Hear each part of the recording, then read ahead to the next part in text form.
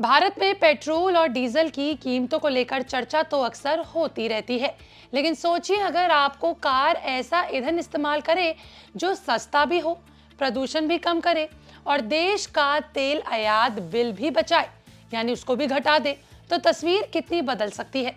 देश की सबसे बड़ी कार निर्माता कंपनी मारुति सुजुकी ने ऐसी सोच को ध्यान में रखते हुए एक बड़ा कदम उठाया है। कंपनी ने देश की पहली फ्लेक्स फ्लू कार पेश कर दी है, जिसे E85 फ्लेक्स फ्लू वाहन के तौर पर पेश किया गया है। ये कार सिर्फ पेट्रोल ही नहीं बल्कि 85% तक इथेनॉल मिले ईंधन पर चल सकती है। अब सवाल है कि ये तकनीक आखिर है क्या? ये कार आम वैगनार से कितनी अलग है? इससे आम लोगों को क्या फायदा होगा? और क्या ये भारत के ऑटो सेक्टर में एक बड़े बदलाव की शुरुआत है?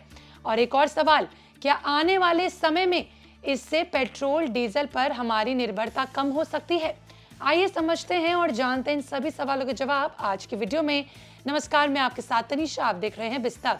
सबसे पहले समझते हैं कि आखिर फ्लेक्स फ्लू तकनीक होती क्या है, जो ये इतनी ज्यादा चर्चा में इस बार है। देखिए, आसान भाषा में कहें तो फ्लेक्स फ्लू वाहन ऐसा वाहन होता है जो पेट्रोल और इथेनॉल के अलग अलग मिश्रण पर आसानी से चल सकता है। यानी वाहन के इंजन को इस बात से कोई फर्क नहीं पड़ता है कि फ्यूल में पेट्रोल ज्यादा है या इथेनॉल। कार का सिस्टम खुद उसे पहचान कर इंजन की सेटिंग बदल देता है। अब यहाँ इथेनॉल क्या है ये भी जानना बेहद जरूरी है, जिसके ऊपर पूरी वीडियो है। इथेनॉल एक तरह का बायोफ्यूल है जिसे गन्ने, मक्का और दूसरे कृषि उत्पादों से तैयार किया जाता है। यानी ये ऐसा ईंधन है जो भारत में ही बनाया जा सकता है। यही वजह है कि सरकार पिछले कई वर्षों से इथेनॉल ब्लेंडिंग को बढ़ावा देती आ रही है, जिससे फ्यूल पर खर्च कम हो सके। मारुति सुजुकी की नई वैगनार की सबसे बड़ी खासियत यह है कि ये E85 फ्यूल पर चल सकती है। E85 का मतलब है 85% इथेनॉल और 15% पेट्रोल का मिश्रण। फिलहाल देश में E20 यानी कि 20% इथेनॉल मिश्रण पेट्रोल को बढ़ावा दिया जा रहा था, लेकिन ये नई तकनीक उससे कई कदम आगे मानी जा रही है। अब सवाल है कि वैगनार आम वैगनार से कितनी अलग है। देखिए, अगर आप इसे बाहर से देखेंगे तो शायद कोई बड़ा फर्क नजर नहीं आएगा। देखिए, डिजाइन लगभग वही है जिससे लोग पहले से परिचित हैं, लेकिन असली बदलाव कार के अंदर किए गए हैं। कंपनी ने इंजन और फ्यूल सिस्टम के कई हिस्सों को अपग्रेड किया है। इथेनॉल की मात्रा ज्यादा होने पर सामान्य धातु वाले हिस्सों में जंग लगने या फिर खराब होने का खतरा बढ़ जाता है। इसीलिए कंपनी ने ऐसे मटेरियल का इस्तेमाल किया है जो इथेनॉल के प्रभाव को बेहतर तरीके से झेल सके। इसके अलावा कार के इलेक्ट्रॉनिक कंट्रोल यूनिट्स, जिसे हम ECU भी कहते हैं, उसको भी खास तरीके से तैयार किया गया है। ये सिस्टम लगातार ये जांचता रहता है कि टैंक में कितना इथेनॉल है या फिर टैंक में कितना पेट्रोल मौजूद है। फिर उसी के हिसाब से ये इंजन की जो भी कार्य प्रणाली है, यानी जो भी इसका कंट्रोल है, उसको एडजस्ट करता है। इससे कार हर तरह के मिश्रण वाले ईंधन पर स्मूथली बहुत अच्छे से चल सकती है। अब बात करते हैं सबसे बड़े सवाल की, जो इस समय इस वीडियो का है। वो है कि आम आदमी को इससे क्या फायदा होने वाला है। सबसे पहले फायदा जेब से जुड़ा है। सरकार का ये मानना है कि भविष्य में E85 जैसे ईंधन की कीमत सामान्य पेट्रोल की तुलना में कम हो सकती है। अगर ऐसा होता है तो लोगों का रोजाना का फ्यूल खर्च कम हो सकता है। इसमें दूसरा फायदा है देश की अर्थव्यवस्था को। भारत अपनी जरूरत का बड़ा हिस्सा कच्चे तेल के आयात से पूरा करता है। हर साल अरबों डॉलर विदेश से तेल खरीदने में खर्च होता है। अगर इथेनॉल का उपयोग बढ़ता है तो तेल आयात पर निर्भरता कम होगी, ताकि इससे ये भी हो सकता है कि देश का जो भी विदेशी मुद्रा खर्च है वो घट सकता है। तीसरा फायदा जो होगा वो होगा किसानों को ऐसे, क्योंकि इथेनॉल गन्ने और दूसरे कृषि उत्पादों से तैयार होता है, जैसे मक्का या फिर अन्य कृषि उत्पाद। ऐसे में इसकी मांग बढ़ने से किसानों की फसल को भी एक्स्ट्रा जो है फायदा मिलेगा।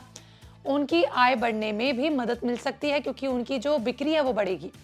चौथा और सबसे बड़ा फायदा होगा पर्यावरण से जुड़ा। पेट्रोल और डीजल की तुलना में इथेनॉल आधारित ईंधन से प्रदूषण कम होता है।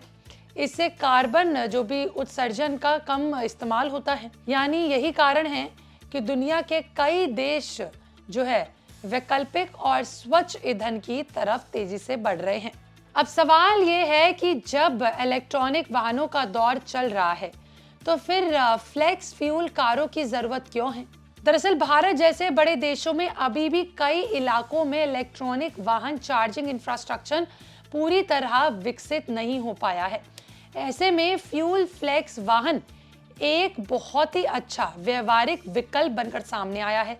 इसके लिए अलग चार्जिंग स्टेशंस की जरूरत भी नहीं होती है। मौजूदा जो भी फ्यूल नेटवर्क्स का इस्तेमाल करके आप इसे अपना सकते हो और इसके अंदर जो है मुद्रा भंडार में भी बचत होती है। यही वजह है कि जो सरकार है वो इलेक्ट्रॉनिक वाहनों के साथ साथ इथेनॉल आधारित तकनीक की तरफ भी बढ़ने का बढ़ावा लोगों को दे रही है। मारुति सुजुकी ने अपनी पहली फ्लेक्स फ्यू कार के लिए वैगनार को चुना है और इसके पीछे की भी एक खास वजह है। खास वजह क्या है? अगर इसमें बात की जाए तो देखिए, वैगनार लंबे समय से देश की सबसे ज्यादा बिकने वाली कारों में शामिल रही है। इसकी पहचान अच्छे माइलेज, कम जो है मेंटेनेंस और भरोसेमंद प्रदर्शन के लिए होती है। कंपनी को उम्मीद है कि ग्राहकों के बीच इसकी लोकप्रियता और जो इसकी नई तकनीक है वो तेजी से अपनाने में मदद करेगी। हालांकि कंपनी में अभी इसकी कीमत और लॉन्च जो टाइमलाइन है उसको लेकर पूरी जानकारी साझा नहीं हुई है, लेकिन ऐसा माना जा रहा है कि फ्लेक्स फ्यू तकनीक के कारण इसकी कीमत सामान्य वैगनार से थोड़ी ज़्यादा ही हो सकती है, क्योंकि ये E85 है और पहली बार लॉन्च हो रही है। लेकिन अगर भविष्य में E85 ईंधन सस्ता भी होता है तो ग्राहकों को लंबे समय में अच्छी बचत देखने को भी मिल सकती है। यानी देखिए, कुल मिलाकर देखा जाए तो मारुति सुजुकी की ये जो फ्लेक्स फ्यू वैगनार है सिर्फ एक नई कार नहीं है। हम इसे सिर्फ एक कार नहीं बोल सकते हैं, बल्कि ये भारत के ऑटो सेक्टर में आने वाले बड़े बदलाव की एक झलक भी है। ये कदम पेट्रोल पर निर्भरता कम करने, किसानों को नए अवसर देने, प्रदूषण घटाने और वैकल्पिक ईंधन को बढ़ावा देने में एक नया दिशा है, एक महत्वपूर्ण कदम माना जा रहा है। अब देखना यह होगा कि E85 ईंधन देश भर में कितनी तेजी से उपलब्ध होता है और ग्राहक इस नई तकनीक को कितना अपनाते हैं। लेकिन इतना तय है कि भारत का ऑटोमोबाइल सेक्टर अब सिर्फ इलेक्ट्रॉनिक वाहनों तक सीमित बिल्कुल नहीं है, बल्कि भविष्य के ईंधन के कई विकल्पों पर एक साथ आगे बढ़ रहा है और फ्लेक्सी फ्यू वैगनार उसी बदलाव का एक बहुत बड़ा हिस्सा, एक बहुत बड़ा संकेत है। आपका इस पर क्या कहना है? कमेंट सेक्शन में जरूर बताना। मिलते हैं अगली वीडियो में, बने रहे विस्तृत के साथ।